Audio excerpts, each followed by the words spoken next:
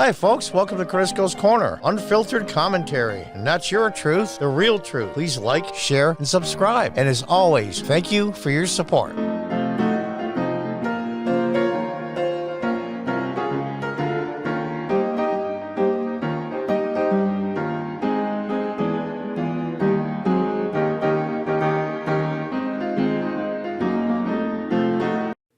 Welcome back. We're going to show some clips here that I found on the GOP YouTube channel that are pretty scathing and gives you a pretty good idea what's really going on. And this is all of the mainstream media. There's MSNBC on here. I believe there's CBS, ABC, CNN, Fox. And we're going to look at a few clips, and I'm going to make a few comments, and I want you to tell me what you think. And the name of this video, the whole episode, is going to be, who would you pick now? Who would you vote for today, given another choice? So let's listen a little bit, and let's listen to these talking heads, and I'm being kind, more like bobbleheads. And all of a sudden now, they got a spine. All of a sudden now, they want to tell the truth. It's amazing. Let's listen. It's just incredible to me how they do this. It really is. They feel that the rug was pulled out from under them. You hear criticism from the Brits, from Germany, from France, and that is really hurting American position overseas. And these cables, the dissent memo and these cables now from the Afghan employees at the State Department we got in the last 24 hours are devastating. We have destroyed morale.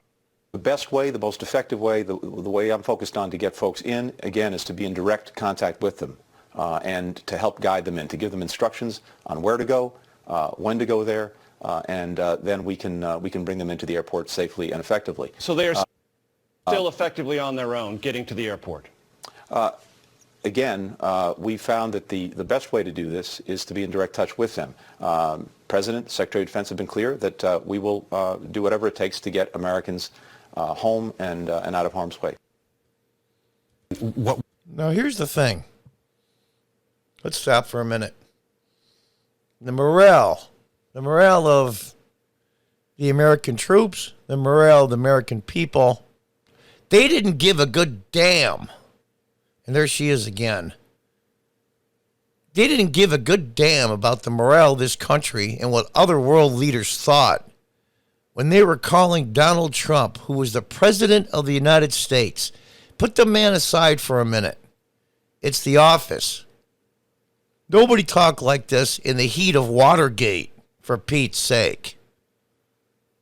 I was around. I was in high school. I recall. Just got out of high school when that all came down. Morale, you don't think for a minute they're putting down at every given opportunity, call him all kinds of names. He got peed on by prostitutes. He takes too much scoops of ice cream. He walked too slowly on a ramp because he's a pussy. I mean, this went on and on and on. And now talking about the Russiagate and Russian collusion and 2 impeachments, and he caused an insurrection January 6th. Meanwhile, the Department of Justice has charged no one with insurrection. No one out of the hundreds arrested. And most of those shouldn't have been arrested at all. So you got a trespass ticket and paid a fine. They didn't give a good damn about American morale then. All of a sudden, now they care. Ask yourself why. Let's listen some more. We're seeing right now, it seems to be, it's been catastrophic, I would say, for the last week, and it's striking to me that when you talk to Jake Sullivan, when you listen to President Biden, they are, in effect, saying, yeah, this went the way that we thought it would go, which I find we should have gotten extraordinary, extraordinary thing. And look, President Biden, in his remarks on Friday, said 3 things that were demonstrably, provably untrue. Al-Qaeda is gone from Afghanistan. That's not true. We haven't been criticized by our allies. That's not true. Americans can make it to the airport without being harassed. That's not true. I mean, he seems to have lost touch with reality, and that's a huge problem. Now, he's lost touch with reality. They're actually mad. And I'm going to give you why I think they're so mad as we get farther into this episode. But think, why are they so mad? Why are they so pissed off? Because they're good, loyal Americans, and they hate to see good people, American people, and people that helped us in Afghanistan be beaten and killed and sometimes worse. There is worse than death, by the way. That's not what they're mad about. They could give two damns. They could give a crap about the Afghan people, and they could give a crap about the American servicemen. There might be some isolated news reporters that do honor the American military. Very small percent. Let's tell the truth here. Now let's go on and now this is Fox now. Now I'm not a big Chris Wallace fan. I was a little bit bigger fan of his father. Those of you that are old enough to remember Mike Wallace from CBS. Even though they were biased back then, at least most of the time they held it to themselves and did the best they could to report the news. Those days are over. Ever since Watergate, the floodgates have been opening, and then the internet just escalated the fiasco. But I digress again. Let's listen to this. The likely successor to German Chancellor Merkel said, "This is the biggest debacle that NATO has seen since its foundation." And here is the chairman of the British Parliament's Foreign Affairs Committee. To see their commander-in-chief call into question the courage of men I fought with, to claim that they ran. It's shameful. Those who have never fought for the colours they fly should be careful about criticizing those who have. Mr. Secretary, does the president not know what's going on? Does the president not know what's going on? Chris Wallace was a total ass and really, really leaned heavily in Biden's favor during debates. I don't mind honest criticism, and there's some things that Trump did I didn't like, even though I'm still a huge Trump supporter, was back then, even more now. And sometimes I wish he would tone down the rhetoric. There's no question. No question. But I asked somebody once, it's funny. The Gettysburg Address given by Lincoln in memorial to the Americans that died in Gettysburg in early July of 1863, was one of the most quoted and one of the most famous speeches ever given, ever. And when Lincoln got done, he said, that was a terrible speech. And the delivery was bad. All of it was bad. It was too short. People weren't paying attention, and no one will remember. But here we are. Hundreds of years later. It's one of the most famous speeches given by an American president. It's the words that meant something. It was exactly the right thing to say at exactly the right place at exactly the right time. Same with Trump. Take away his personality quirks, just like Lincoln's bad delivery of a speech. It's the substance that matters. It's the substance that matters. But I digress again. Chris Wallace is right. What he's asking is, who the hell's the president? No one knows. They're faceless, unelected bureaucrats. Starting this week on Capitol Hill about what exactly was going on at the State Department, for example. So right now things are caught in a huge bureaucracy, but you have to question, is the president insulated, isolated?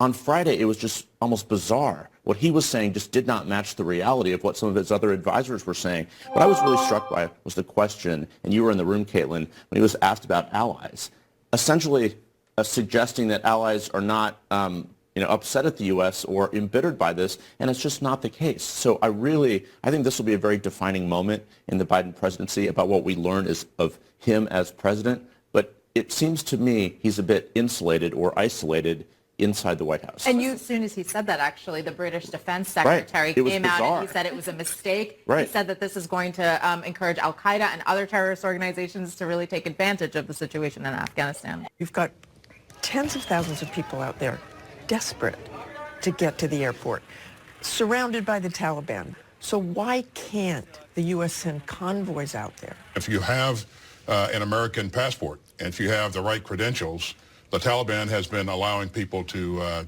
pass safely through. No. Now, I want you to remember something. This piece of crap, she's the one that actually cried the night Donald Trump won in November 2016. That how is the military going to face this monster, and it's a disgrace to all the men and women in armed forces, and oh my God, what will the NATO countries think? And she was just in tears. You jerk. You jerk. How do you think the U.S. military feels now? You played a large part in getting Joe Biden elected. NATO is freaking out. What did that one British spokesperson say? It was the worst disaster since the founding of NATO? Are you kidding me? And where's the tears for these people? Where's the tears for the American military? Where's the tears for the Afghans that are being slaughtered? She sees the picture. She probably sees a lot more than goes on the air. Where's the tears now? Effing hypocrite. Hypocrite. You should be fired. Cases. There's no such thing as an absolute in this kind of environment, as you would imagine, Martha.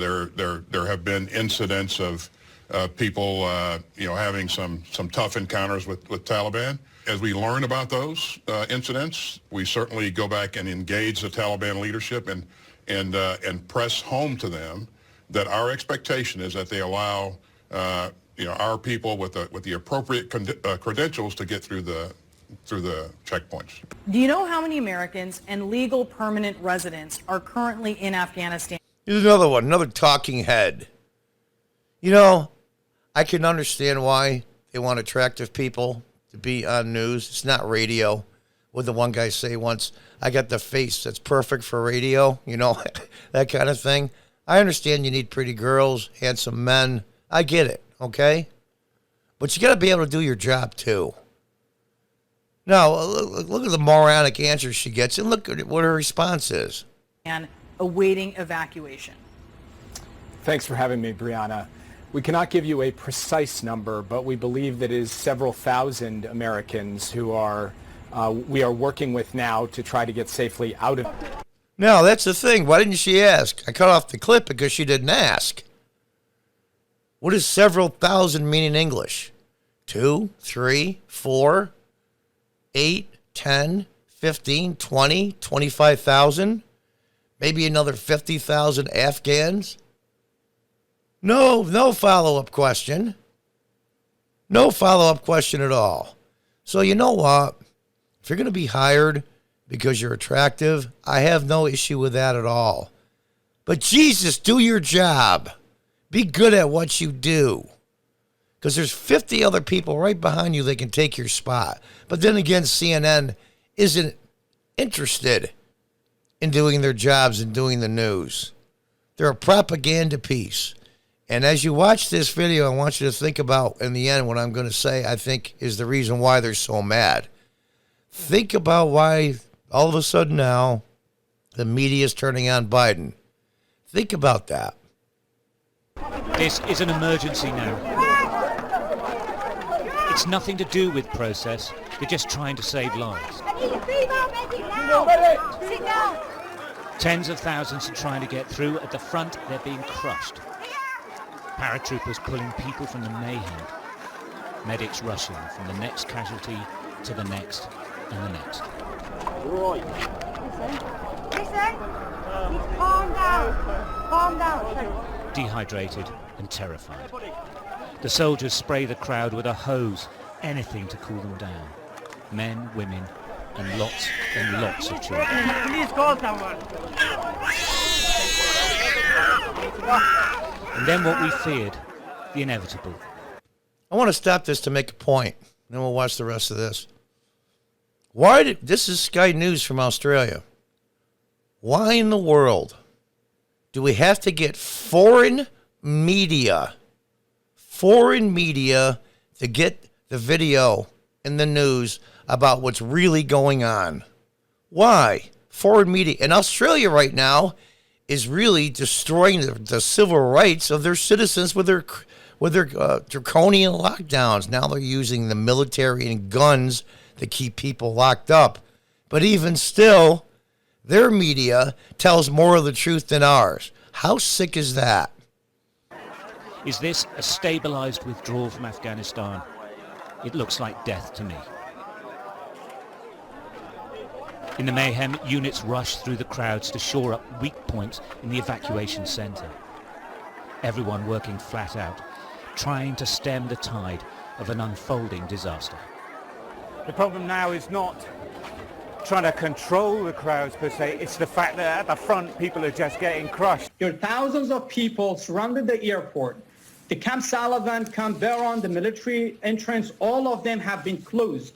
So they're beating the people, smoking fire gas at them. There's no way that people get in. So this is a complete failure. What the president has been saying, it contradicts the situation. My journalist is telling me from the airport, one of my journalists met inside the airport and the... Again, here we are. Ahmad Shah Mohibi.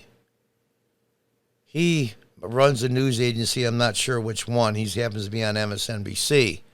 It was his journalist that got this film. Not Americans. His journalist with his news organization. And obviously his English is excellent. So he's very familiar with American culture, and how things work in America. I'm not sure he's a citizen, but it doesn't matter. He's head of this news agency, and his people got this, not American journalists. The one has been beaten and still outside. So the reality on the ground is that the administration has literally failed. This footage video you see, it's from my journalist wanted to make his way out. The U.S. Embassy has issued them these passes, or they call it visa passes. The problem is not the Taliban. The problem is our capabilities, U.S. forces and the Afghan security forces, they cannot control the crowd. We're talking about thousands of people. 18,000 left, 6,000. Another thing I want to mention, the way this was done, of course, we were going to pull out no matter what. And that just burned Biden's ass and all the neocons and neo-Dems and the Uniparty in Washington that all they love is war, because it makes billions for the corporations that feed their political campaigns. And so it goes. All right. Eisenhower called it a military-industrial complex. Okay. But they knew they were going to pull out anyway. This could have been done better. And I'm going to give a small shot to President Trump. He should have got some kind of organization together. All the Afghans, just the ones that helped the Americans, translators, government officials, Afghan army members, things like that. All the Americans, they all have cell phones. Let's tell the truth here.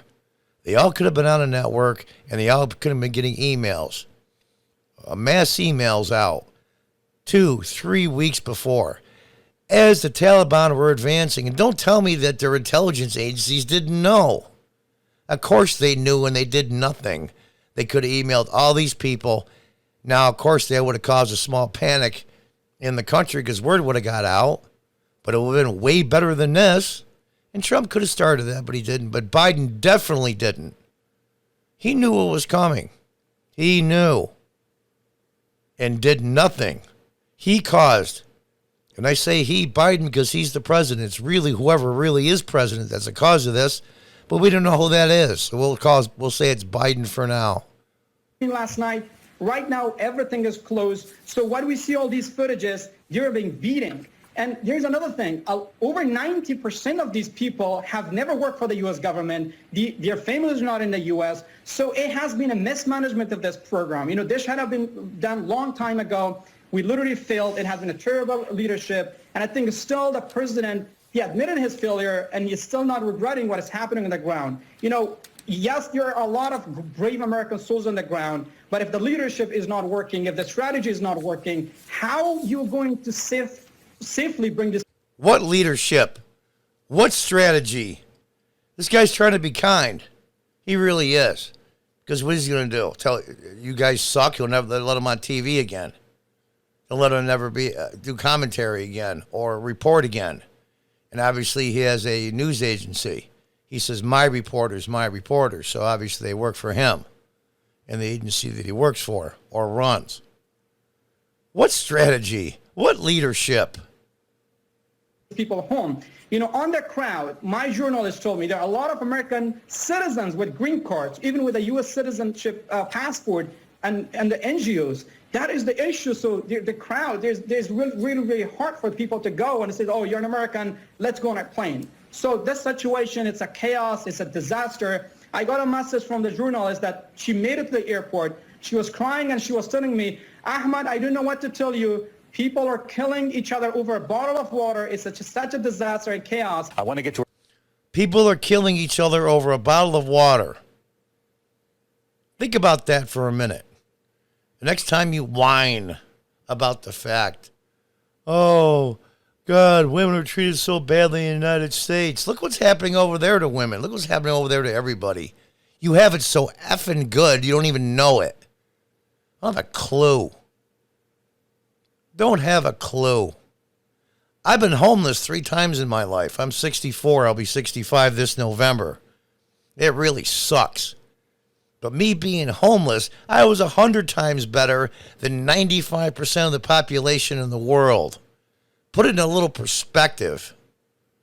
Our senior foreign correspondent Ian Pannell with us live on the ground in Kabul, where he has been for many days now. And Ian, I want to get right to something the president was pressed on there from our own Stephanie Ramos, who was there at the White House. She asked about Americans and Afghans who are in Kabul and beyond, who are trying to get to that airport. But as you have reported for many nights on World News Tonight, the Taliban controls the checkpoint, the Taliban and convoys around that country. How do you get those families to the airport?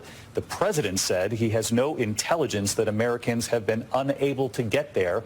The question, obviously, does that square with reporting on the ground? I mean, just totally not. I mean, the reaction was pretty much one of, I mean, it was breathtaking. No indication Americans can't get to the airport. I mean, last night on World News. Why is President Biden saying one thing that you can tell he actually believes, and the reality is so different? Why? Because he's not calling the shots. He's just, what he believes is what he's being told. Unnamed, unelected, faceless bureaucrats are really the president. Those of you that hate Donald Trump, you think Donald Trump would get managed like this? And he got managed a little bit by the Republicans. I got to admit. He believed in people instead of going with his gut. Donald Trump would have said, I'm the effing president. Tell me what's going on. Tell me the truth. What happened weeks ago? Are you kidding me? You know what would have happened? He would have droned the presidential palace and killed all of those leaders of Taliban. Believe me, he would. They are scared of him. They think he's crazy, but he's crazy in a good way.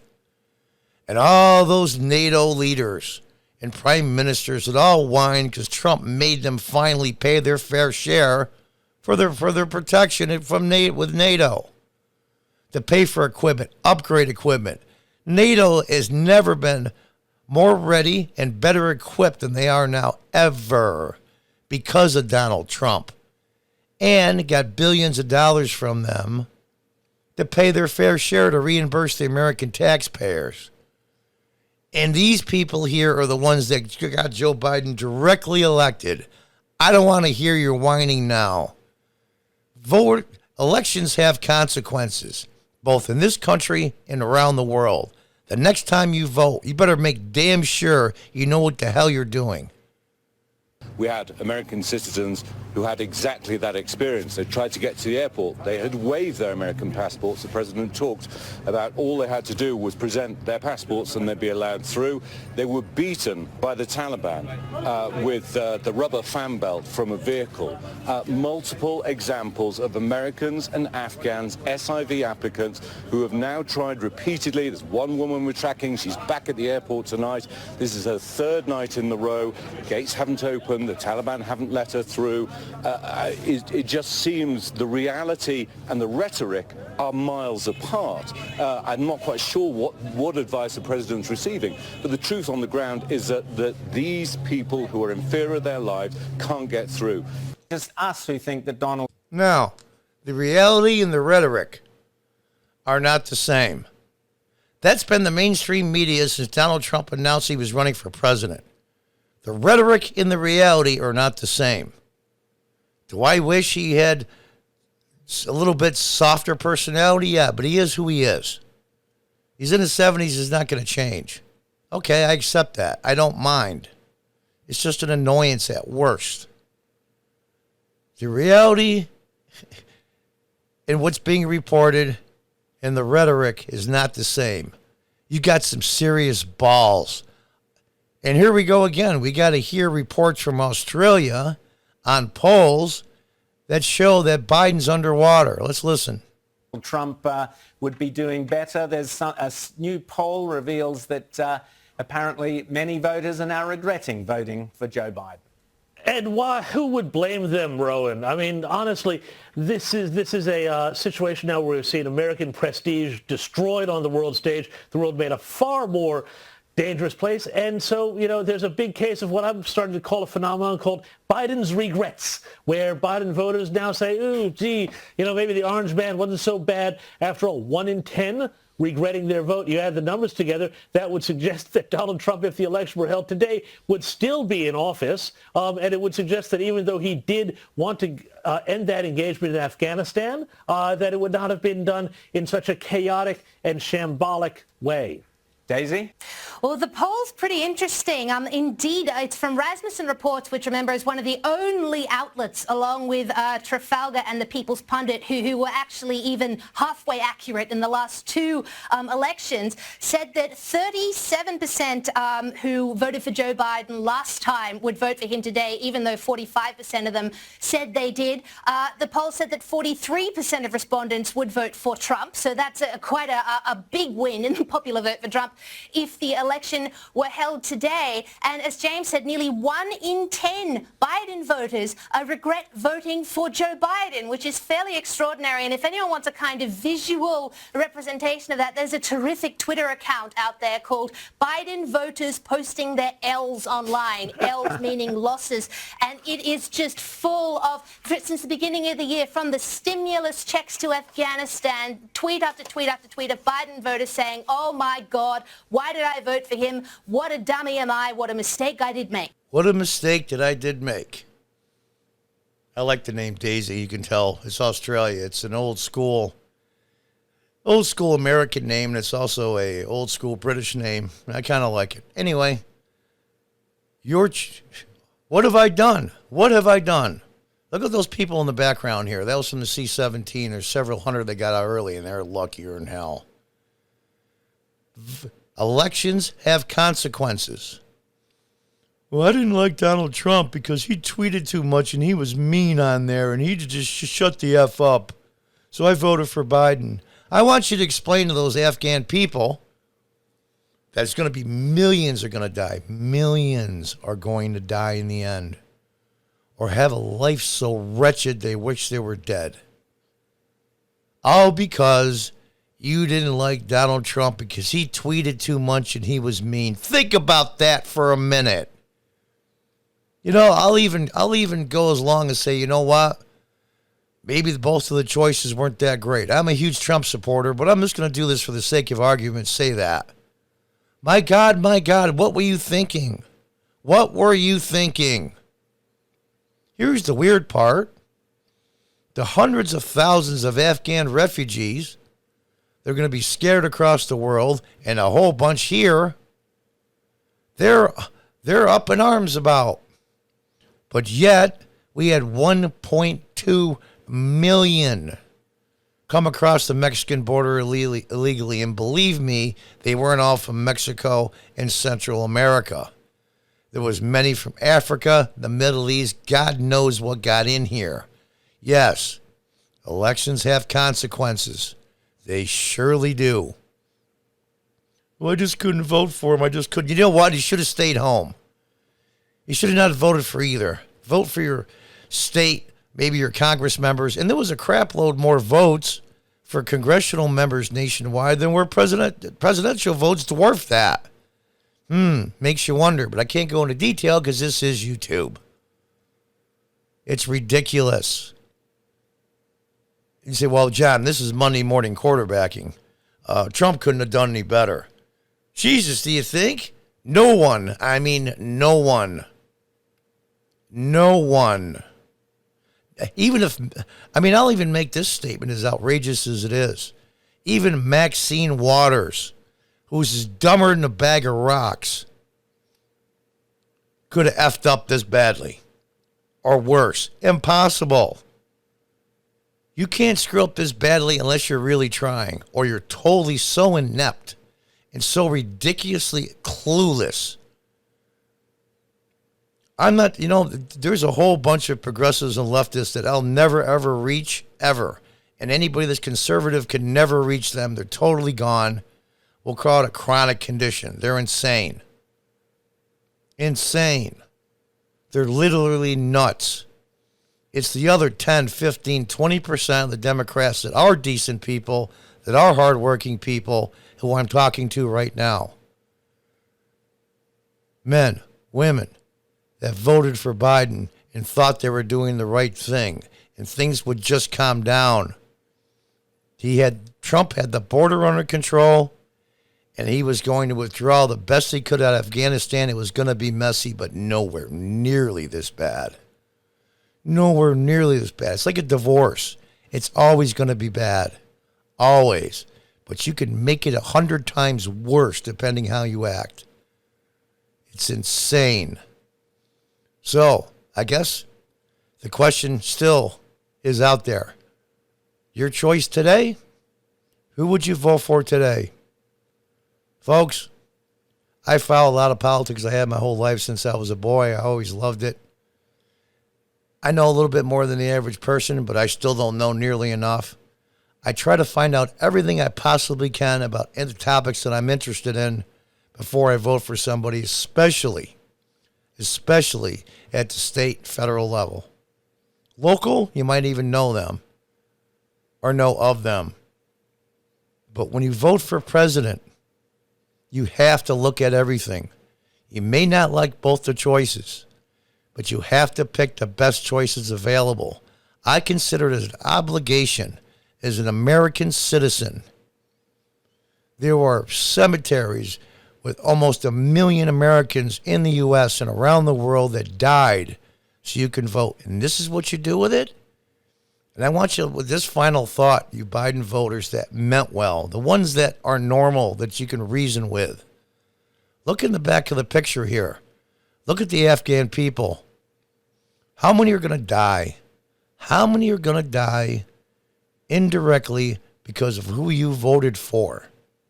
Think about that. And God knows what else is going to happen. We're only 1/8 into this administration's 4-year term. No matter who the president is, not going to matter. It's going to be a figurehead. We have 7/8 more to go. We're only 6 months in. And there's 48 months in a presidential term. Think about that for a minute. What the hell else can happen because of their incompetency? I know you're upset. I know you feel, a lot of you, the normal people, feel guilty. I just couldn't vote for Trump. Oh, my God. I mean, what was I thinking? Okay, you made a mistake. We all screw up. Take a breath. When you vote this November in your local and state elections, next year in the midterms, and then in 2024 in the midterms again, and the presidential election, don't forget about this. Don't forget about, I voted with my emotions and my feelings. Take a breath. Calm down. Maybe you think it's the best choice out of crappy choices. That's fine. That's the way the cards fall sometimes. Think about this situation now. And God knows what's going to happen from now until the end of 2024. Elections do have consequences. Look at those people in the background. Look what you did to them. I know you didn't do it on purpose. But think about it. Elections have consequences. And until the next time, goodbye and good luck.